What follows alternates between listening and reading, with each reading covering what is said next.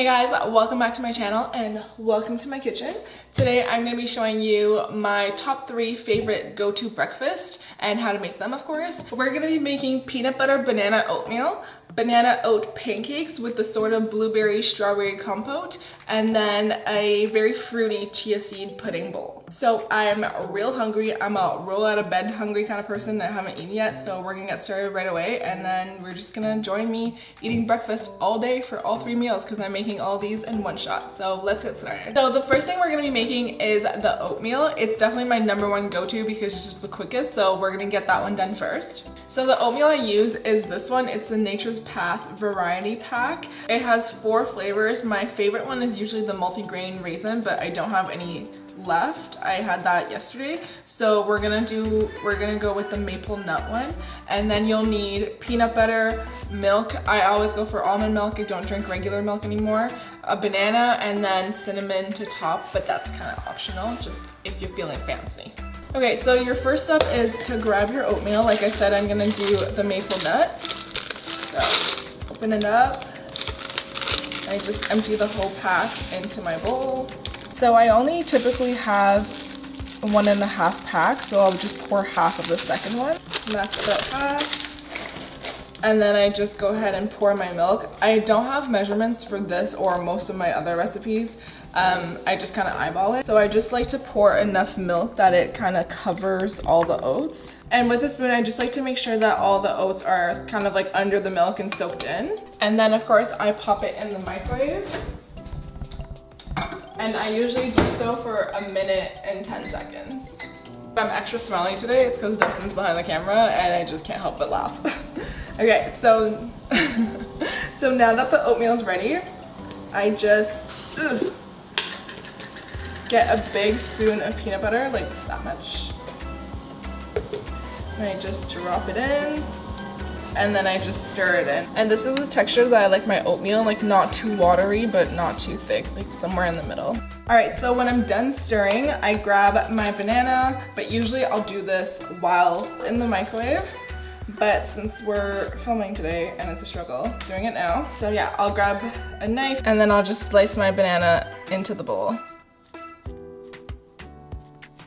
All right, so now that my bananas are in, my final step is to grab a little bit of cinnamon and sprinkle that on top. So that's my oatmeal done, super quick, super easy, and look how nice it looks today. Usually I just throw in the banana and just smash it, but I try to make it a little bit more aesthetically pleasing for you guys. So that's the first one, that's my first go-to breakfast. Okay, so now we're on to the pancakes and the strawberry blueberry compote. So for the compote, I already pre-washed and sliced some strawberries and then some blueberries, and then I use some maple syrup with it, so I'll put that aside. And then for the actual pancakes, I have some oats, again the almond milk, and a banana. I think every breakfast I have involves a banana.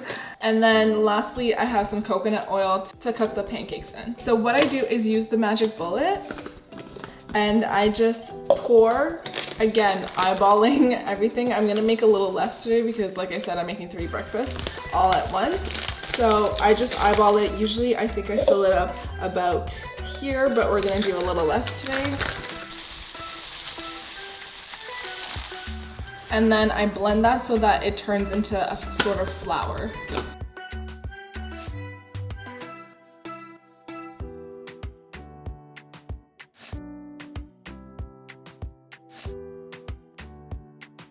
Right, now that that's done, just tap it to the bottom, open it up, and then I add my milk.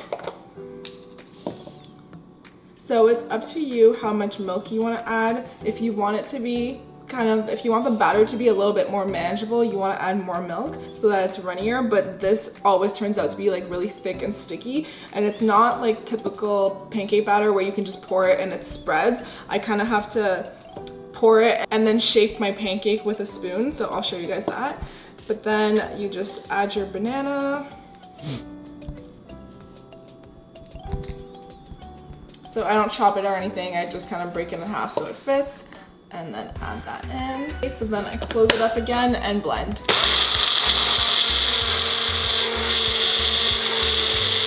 So a lot of the times it doesn't blend like completely well, and you can see like there's some like dry oats on there. So I just go on with my spoon and kind of just scrape everything, and then I give it another blend. If I find that the mixture is too thick, I'll just add a little bit more milk. All right, so I'm gonna start. So like I said, I pour my batter in. And it doesn't spread nicely, like it'll just stay like that, and I really like thin pancakes. So with my spoon, I just kind of spread it out and shape it the way I want it to be. And I'm not like super precise, like I don't care if they're perfect circles, it's whatever.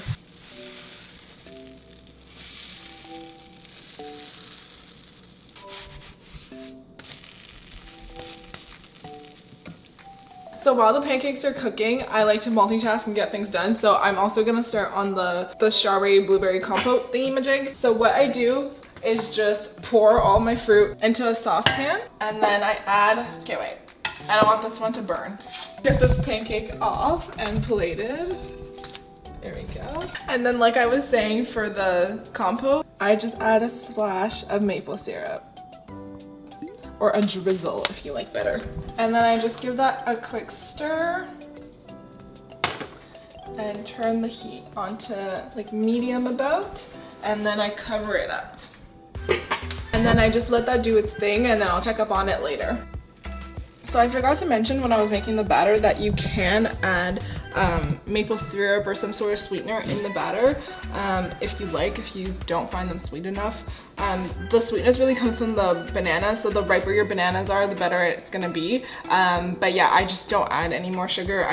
The sweetness for me comes from the topping, the compote. Once I see the steam coming out of the saucepan, I usually know that it's ready. So I just uncover, and then you can see the fruit is boiling there and has like reduced.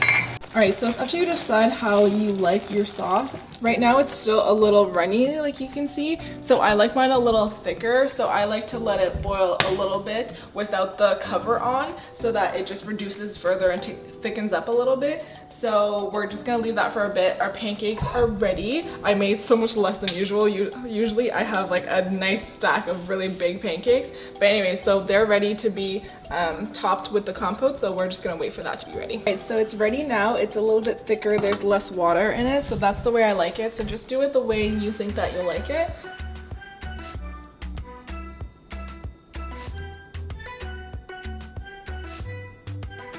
The pancakes are done. This is what they look like.